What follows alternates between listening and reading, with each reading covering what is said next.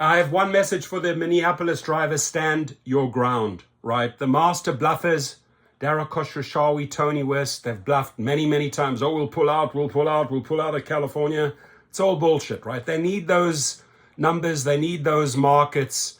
The big problem for them is if they do pull out, somebody immediately fills the space. For example, Lyft. So there is no way that Uber and Lyft together would exit a market, and there's no way that Uber on its own will exit a market, because Lyft will simply roll in and take over all their clients. Not going to happen. You don't have to worry about it. So don't be afraid of the bullshit threats that they make. It's their little strategy. They don't follow through. I think the only market that they really couldn't handle because they just had too much competition was Austin. Guess what? They came back to Austin. So Uber and Lyft have renewed their threats to stop serving Minneapolis if the city council moves ahead with a proposed ordinance setting new pay requirements for rideshare drivers. Now, these new pay requirements, ask the Minneapolis drivers. I work very closely with them. So does Sergio. We follow their progress. They update us. They warriors, they fighters. They know how to battle together. And they also show us a roadmap, right? They show us how they work the system, how they work the legislators to get to this point. So if anything, Uber and Lyft are afraid because it's a roadmap, ladies and gentlemen, right? How did they get there? You know, they went out and did one protest. They did a second protest. They did a third protest. By the fourth protest, they had all the legislators and councilmen's attention because they were doing it at the Capitol. They were doing it in the streets. And, you know, you have to step up as a legislator. Otherwise, you're going to lose a lot of votes. And what they correctly did is they called these people out. Oh, you're not attending to the drivers. You don't deserve our vote.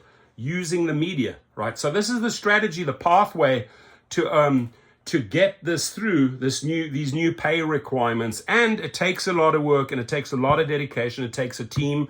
Most importantly, it takes you working together. If you want to achieve this in your city, whether it's Houston, whether it's Miami, you got to follow the playbook, right? So if you ever do some research who the people are behind this, you can always reach out to them. They're very, very helpful in sharing their roadmap, right? They've been on Sergio's show. Behind the scenes, I've probably talked to them 20 times. They sent me a lot of footage. They sent me a lot of updates. They sent me a lot of emails. They're very, very structured and very effective. And they're not afraid to, threaten with a protest and then follow through, not just once, but multiple times. This is why they are almost at a spot where they're going to get their way. And guess what? This is a clear sign that Uber is afraid. Oh, we'll pull out. They know, Uber knows they are going to lose the battle in Minneapolis. Why?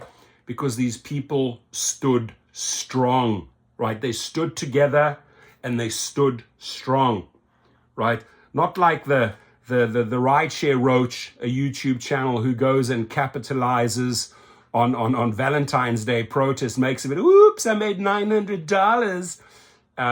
A joke, right? You only achieve things in numbers. If there's solidarity, you win and you get better conditions, right? The people that don't stand for anything and just bow all the time and follow like little ants and little sheep will never get anywhere in life. I can assure you that. So, thank you, Minneapolis. Why it matters, even after negotiating through the winter, Uber, Lyft, and driver advocates still don't agree how to address drivers' concerns about low pay, trying to hash it out. How or whether they resolve the impasse will affect tens of thousands of Twin City drivers and passengers. And again, I want to remind these people, don't be afraid. They're not going to pull out because they're afraid that Lyft would fill the void or other companies would fill the void. Meaning per day, they're losing out on the entire chunk of 24-hour trips and food deliveries. End of story. So let me just check here. So driving the news, the council's latest proposal would require rideshare companies to pay drivers a minimum of $1.40 per mile and 51 cents per minute while transporting a passenger within city limits, which is reasonable, right?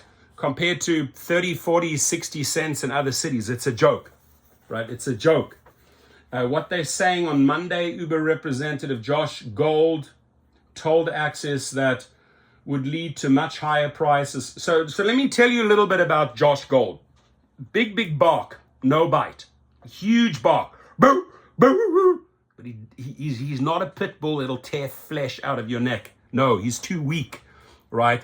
The New York drivers steamrolled him. He came, oh, whatever you're doing, whatever your protests are doing there, they're not working. His words, right? They send out this weak, ineffective spokesman who makes these dumb threats. Oh, we'll pull out, or your protests are not working.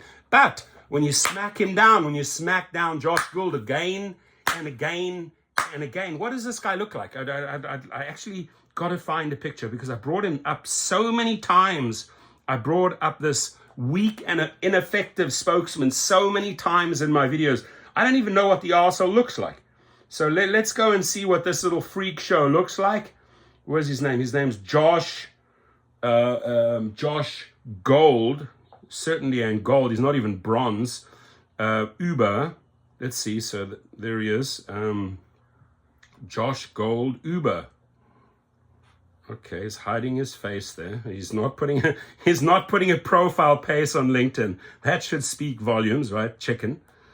Let's see. What does the guy look like?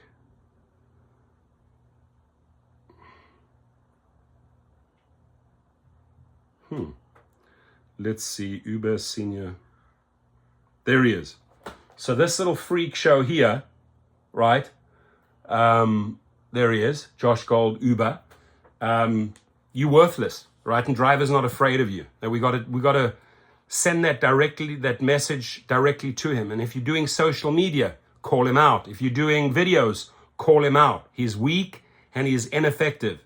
He has a big bark, right? He's got the Josh Gold bark, like a little chihuahua, but he can't bite, right? He can't bite. And the reason why I say this, ladies and gentlemen, I say this confidently, because I've been watching I study psychology, right? I did my master's in psychology and business. One of the things I've been watching, or which I pay very, very close attention to, what do they say? What do they do? Over a long time period. What did they say here? How did they follow up? What are the actions? Right? What were the words? What were the actions? At this date, this year, what were the words? And then you actually get a timeline, and you get to see how effective the individual is. Small potatoes, small fries, not to be afraid of, right?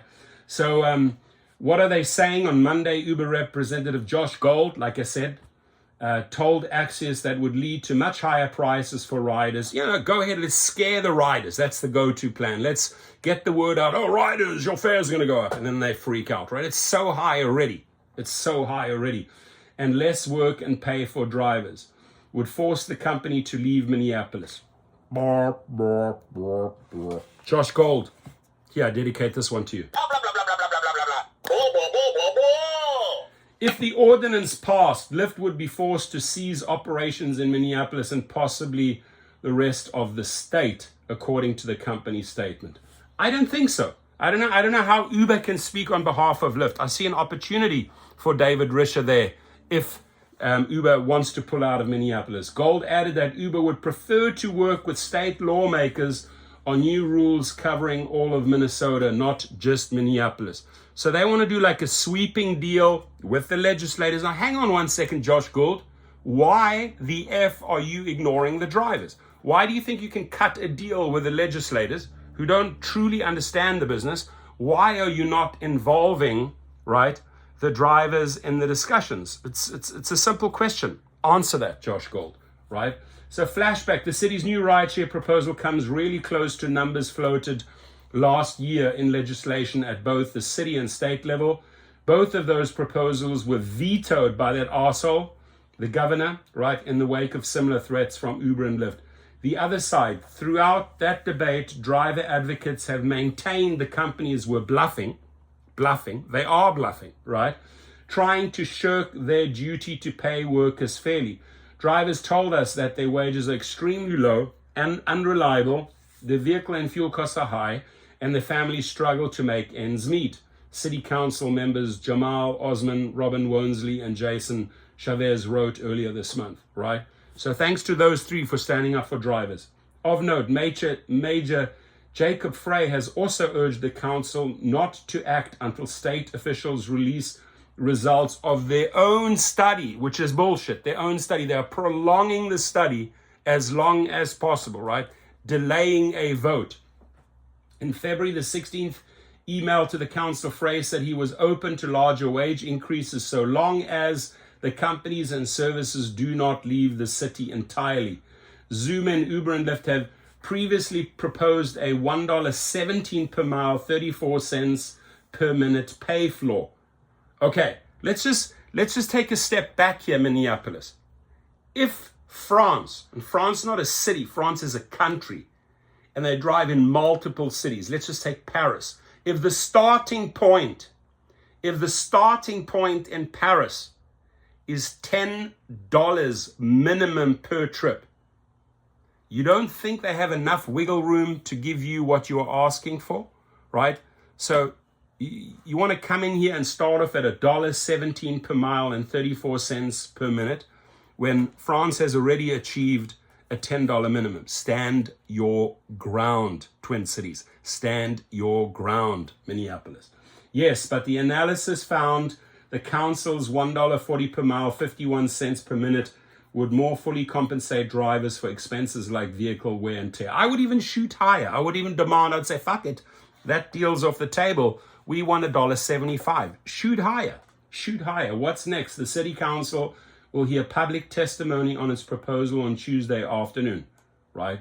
So be there in numbers, bang the drums, make noise, get the bullhorns, get the cars, caravans circulating, right? Show them that you mean business, Minneapolis. If they want to keep on threatening, if little Josh Gold wants to keep on barking like a little chihuahua, let him bark. They are not pulling out. We're behind you. At least this channel is behind you. We will always support you.